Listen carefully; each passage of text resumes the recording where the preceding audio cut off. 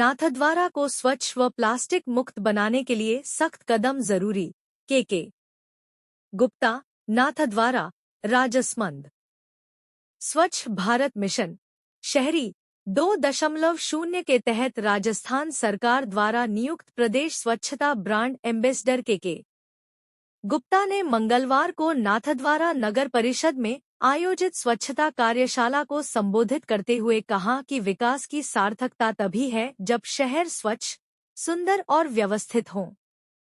प्रदेश की प्रमुख धार्मिक नगरी नाथद्वारा को स्वच्छ एवं प्लास्टिक मुक्त बनाने के लिए प्रशासन और आमजन को मिलकर कड़े कदम उठाने होंगे। कार्यशाला में निकाय अधिकारियों और कर्मचारियों को संबोधित करते हुए गुप्ता ने कहा कि मुख्यमंत्री भजनलाल शर्मा की मंशा है कि प्रदेश के सभी धार्मिक स्थलों को स्वच्छता, संस्कृति और पर्यटन के मॉडल के रूप में विकसित किया जाए।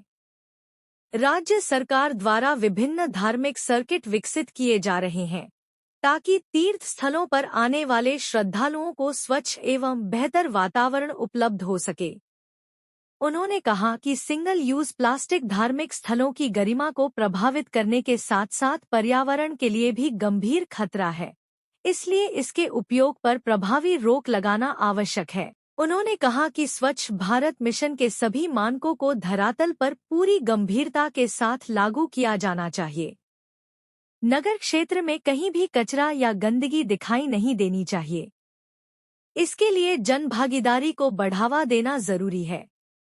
उन्होंने कहा कि प्लास्टिक उपयोग रोकथाम के लिए विशेष अभियान चलाकर लोगों को जागरूक किया जाए तथा नियमों की अवहेलना करने वालों के खिलाफ कार्रवाई सुनिश्चित की जाए।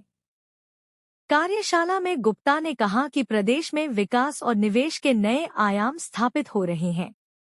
उन्होंने बताया कि राइजिंग राजस्थान कार्यक्रम के दौरान हुए निवेश समझौतों में से हजारों करोड़ रुपए के प्रोजेक्ट धरातल पर शुरू हो चुके हैं। ऐसे में स्वच्छता को विकास की आधारशिला बताते हुए उन्होंने कहा कि यदि शहरों में साफ सफाई नहीं होगी तो विकास के प्रयासों का अपेक्षित लाभ नहीं मिल पाएगा। बेहतर स्वच्छता से बीमारियों में कमी आएगी और स्वास्थ्य सेवाओं पर होने वाला सरकारी खर्च भी घटेगा। उन्होंने स्पष्ट कहा कि मुख्यमंत्री के निर्देशानुसार स्वच्छ भारत मिशन के कार्यों में किसी भी प्रकार की लापरवाही बर्दाश्त नहीं की जाएगी। अभियान को जीरो टॉलरेंस नीति के तहत संचालित किया जाएगा तथा स्वच्छता कार्यों में कोताही बरतने वाले अधिकारियों और कर्मचारियों के खिलाफ कार्रवाई की जाएगी। गुप्ता ने स्वच्छता अभियान के 5 प्रमुख घटकों पर विशेष जोर देते हुए कहा कि सुबह 10 बजे से पहले 100% घर घर कचरा संग्रहण सुनिश्चित किया जाए तथा स्रोत स्तर पर गीले और सूखे कचरे का पृथक्करण कराया जाए। वाणिज्यिक क्षेत्रों में नियमित नाइट स्वीपिंग हो। सार्वजनिक शौचालयों की दिन में 3 बार सफाई की जाए और प्लास्टिक थैलियों के उत्पादन व उपयोग पर सख्ती से रोक लगाई जाए। इसके अलावा खाली पड़े भूखंडों में जमा होने वाले कचरे की समस्या के समाधान के लिए भूखंड मालिकों को जिम्मेदार बनाया जाए। उन्होंने शहर में सभी स्ट्रीट लाइटों के संचालन, पार्कों की नियमित सफाई, अवैध मांस दुकानों पर कार्रवाई, निर्माण सामग्री से सड़कों और नालियों को मुक्त रखने तथा सरकारी संपत्तियों पर पोस्टरबाजी रोकने जैसे विषयों पर भी आवश्यक निर्देश दिए।